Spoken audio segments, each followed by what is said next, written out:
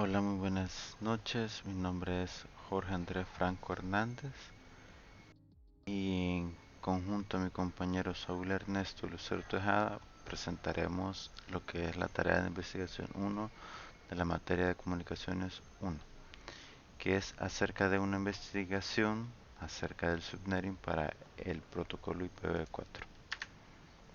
Introducción al subnetting. La versión 4 del protocolo de Internet, conocida como IPv4, es un componente fundamental de la estructura de Internet, puesto que es a través de esta que se realiza toda la comunicación entre todos los dispositivos. Realmente, prácticamente todos los dispositivos ocupan IPv4, aunque exista ya el IPv6. Fue desarrollado en la década de los 80 y entonces fue estándar y sigue siendo estándar en este momento. Pero el problema que posee es que se están acabando las direcciones IPv4 debido a que cuando crearon el protocolo IPv4 no pensaron que fuesen a ser necesarias tantas direcciones IP. Entonces eso ha llevado al problema de la exhaustación de las direcciones IPv4. La estructura de una dirección IP se cuenta por octetos o bytes o grupos de 8 bits. Una dirección IP cuenta con un total de 32 bits para ser definida.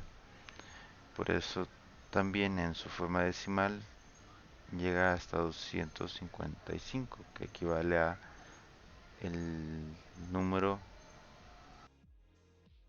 2 elevado a la 8.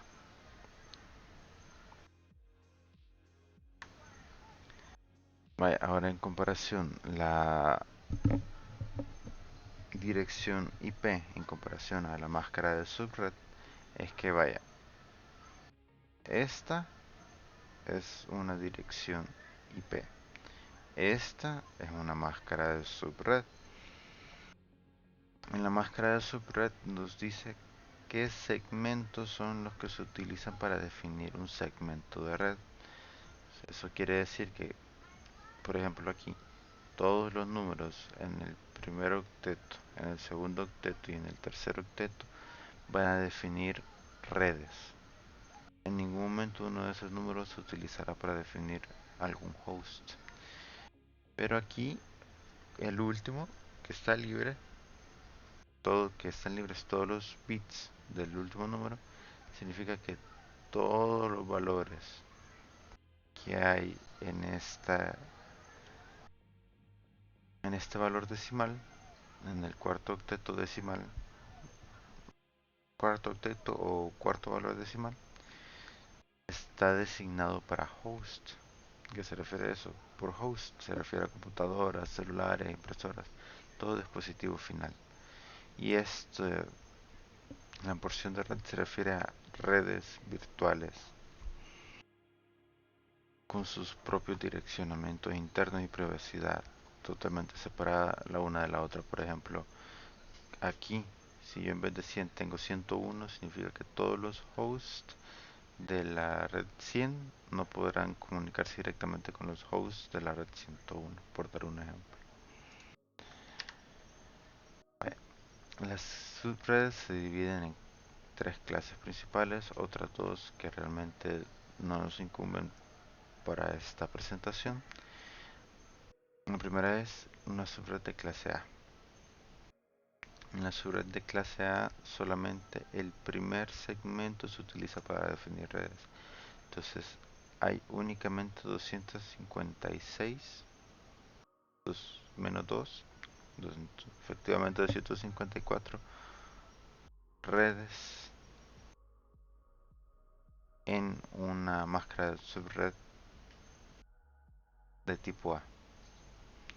Y cada subred tiene un equivalente de, vamos a pasar a la próxima lámina solamente de momento, un equivalente de, aquí está, 16 millones de direcciones IP aproximadamente para host. De ahí En la clase B tenemos que los primeros dos segmentos son para red y los siguientes otros dos son para host.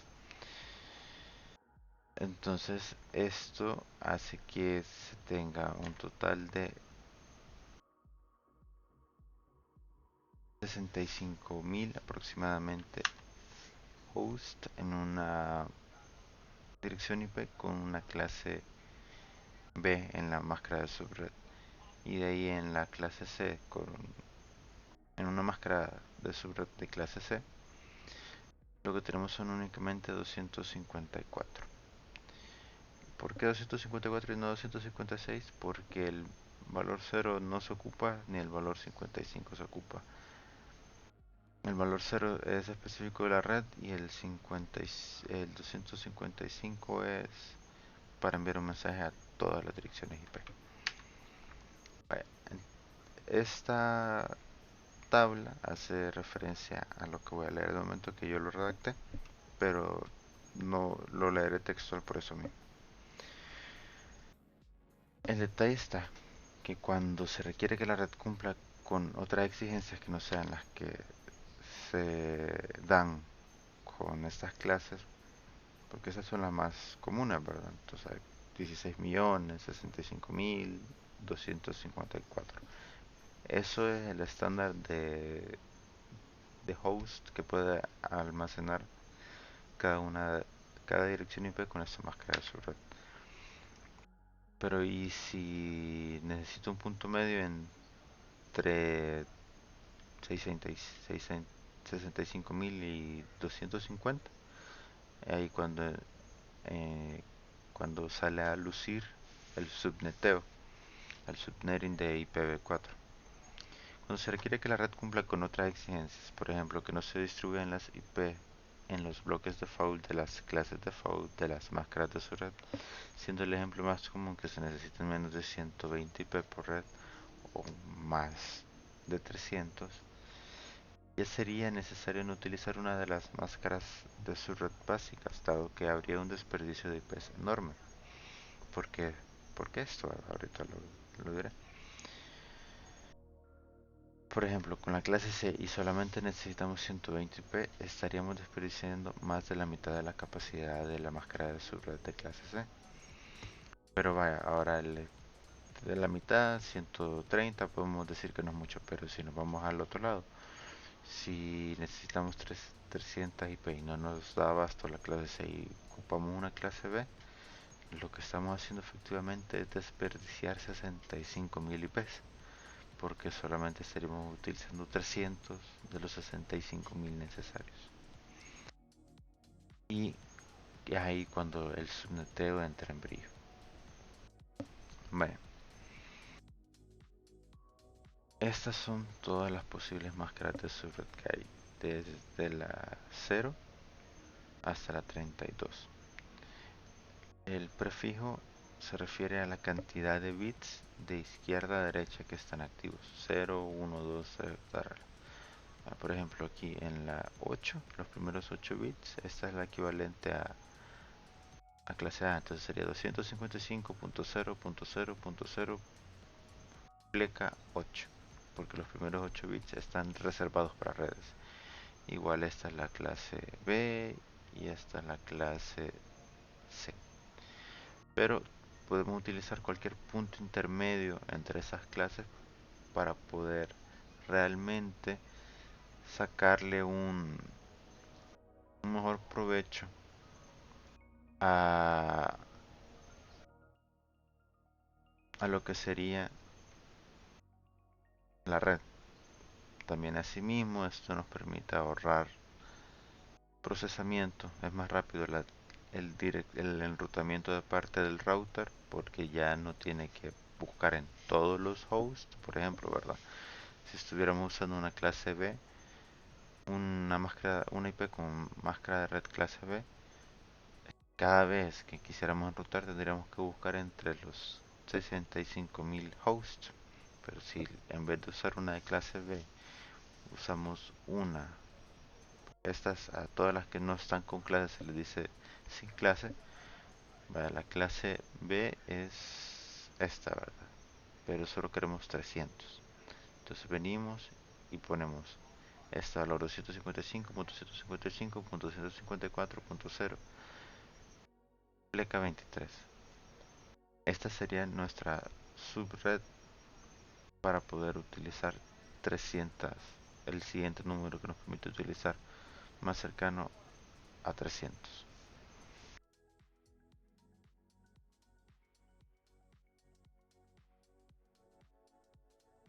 Y bueno, ahorita siguiendo con lo que respecta al IPv4, bueno, el subneteo se utiliza cuando es necesario, no utilizar los default. Cuando no es necesario, cuando no se puede utilizar los default, se utiliza el subneteo para hacer más eficientes las redes y para poder administrar todo de mejor manera. Por dar un ejemplo, ¿verdad? Aquí en estos se van segmentando las direcciones. Por ejemplo, en esta ya no, una red va del 0 al 127 y otra red va del 128 al 255. Ya no es que vaya a haber otro número en medio que lo divida, sino que el mismo número decimal comienza a dividir a partir de cierto punto en qué red está.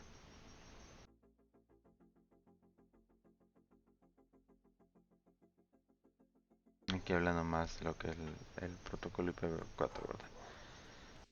IPv4 significa Internet Protocol versión 4. Es uno de los protocolos fundamentales de Internet que permite la comunicación y el enrutamiento de datos a través de redes de computadoras.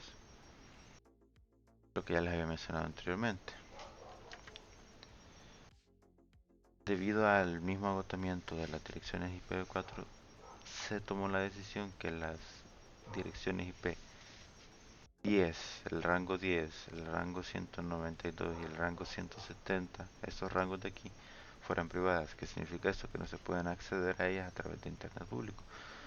Son totalmente privadas para que se utilicen en redes privadas, para que se puedan repetir esos números las veces que sea necesario. Entonces eso quiere decir que nuestros equipos realmente no están comunicándose de manera directa con ningún otro equipo en el Internet público.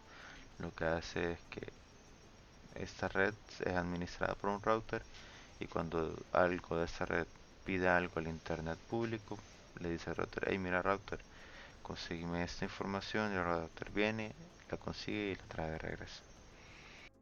Todo esto haciendo uso de la IP pública que tiene el router. Toda la comunicación se da con IP públicas, toda la comunicación en Internet. Estas son solamente para redes privadas y se definió esto debido a que era la mejor manera para poder extender más, para poderle extender más la vida al protocolo IPv4, para que no fuese necesario que todos los dispositivos tuvieran una IP pública asignada. La función principal del IPv4 es la identificación y el enrutamiento de paquetes en redes. Eh, Permite definir hasta 4.3 mil millones de direcciones únicas, aunque no todas son utilizables. Y es algo realmente fundamental para el Internet actual. Por mucho que ya existe el IPv6, este no va a reemplazar al IPv4, por lo menos en unos 100 años más. Así de arraigado está el IPv4. Entre las características del IPv4 está el direccionamiento jerárquico, que es uno de los protocolos de la capa superior y que puede interactuar con protocolos ya sea de nivel superior o inferior, que cuenta con fragmentación y reensamblaje, que puede utilizar el NAT, que el NAT es lo que es lo que le estaba hablando anteriormente de las IP privadas, que una técnica que permite que múltiples dispositivos en una red privada compartan una dirección IP pública, lo que ayuda a mitigar la escasez de direcciones IPv4. No cuenta con una garantía de entrega, por lo tanto necesita la ayuda de otro protocolo para garantizar la entrega de las cosas y las limitaciones que tiene. Primero que nada, la cantidad de IP públicas, la cantidad de IP con las que se cuenta. Segundo, que a pesar de todo, en un punto se va a ser reemplazado por IPv6. Aunque se va a tardar muchísimo, sí, pero es un mal necesario que se tiene que hacer para poder seguir contando con direcciones IP, debido a que solamente se van necesitando más y en ningún momento se necesitan menos.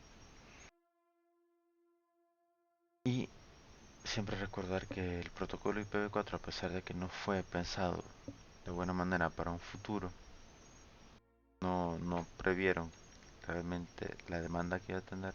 Es realmente quienes lo desarrollaron, fueron quienes hicieron las bases del Internet. Y sin el protocolo IPv4 no existiría el Internet como existe ahora.